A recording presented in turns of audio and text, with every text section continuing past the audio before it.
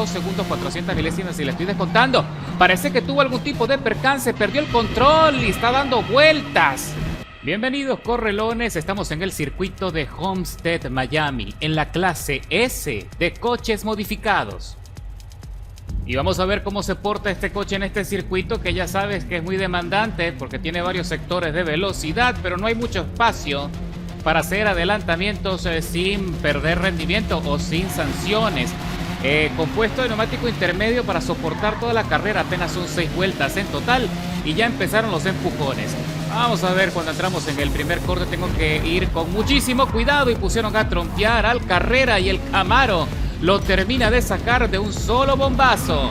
Ahora me empujan fuera del asfalto y tengo que regresar para calentar los neumáticos y tratar de seguir avanzando cuando estoy apenas en la 12ª posición.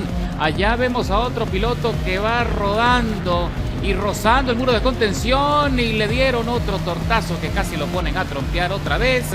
Y el Atom está en serias dificultades y se queda atrás muy pronto. Ahora vemos la pelea de los dos Carrera GT. Allí están peleándose por la 8ª posición y lo empuja al otro también y lo saca fuera. Esta no es una carrera, esta es una pelea de kickboxing ahora. Pero con toda esa locura puedo avanzar otras posiciones y ya estoy metido en la tabla media. Piso a fondo el acelerador para tratar de exprimir toda la potencia del hermoso V12 de 6 litros aspirado que trae este monstruo. Cuando vemos allí al piloto que también perdió balance y se sale fuera del asfalto y se va a hacer picnic en los jardines de Miami para ver la carrera como espectador, cuando nosotros estamos acercándonos cada vez más a la estela del Audi de Stoner Wallace, que se queda atrás también. Qué bárbaro, qué impulso desarrolla este coche y lo estamos aprovechando al máximo. Por cierto, esta configuración tiene muchísimo balance, así que lo puedes aprovechar. Lo único que tienes que hacer es respetarlo en la salida de las curvas porque genera mucho torque, pero cuando se desplaza no hay quien lo pare. Observa cómo me estoy acercando a la estela del McLaren cola larga de Toei X, que también está allí batallando con el coche para tratar de alcanzar a Lotus Emira, que va en la 4ª posición, pero se está quedando atrás muy pronto. Ahora me voy por fuera y lo logro adelantar sin resistencia. Cuidadito en el corte, que se va largo el Emira y se fue directo al muro de contención. Mientras estoy persiguiendo también el rebufo del Ferrari Enzo, que se queda atrás sin remedio, y con eso me meto por fin en el podio.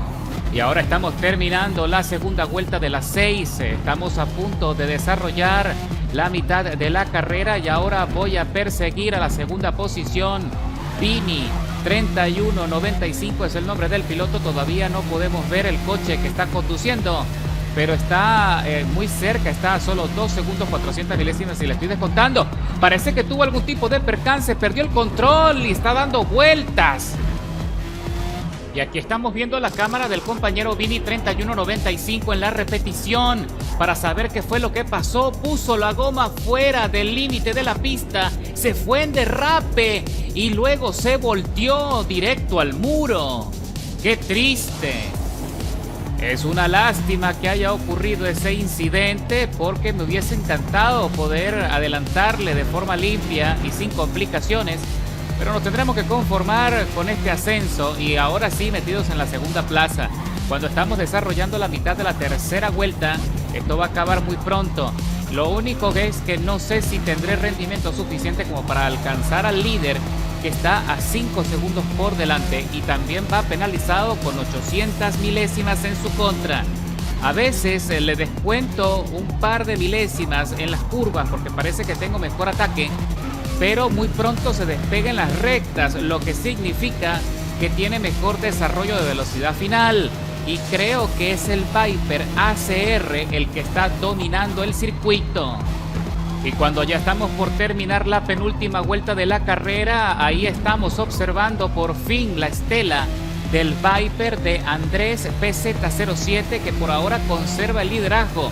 Como ya te dije, va a ser muy complicado poderle arrebatar la primera posición cuando ya estamos recorriendo la última vuelta.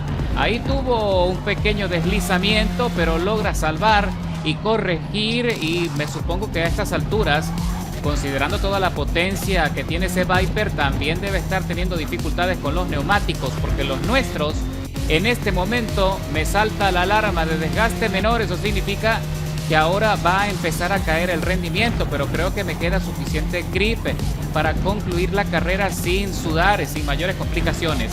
Cualquier error que cometa el Viper, por supuesto, nos va a beneficiar, porque ya estamos terminando la carrera y no hay nada que me complacería más que conseguir la victoria con el Jaguar. Si no lo logro en Miami, buscaré otro circuito donde sí pueda hacerlo.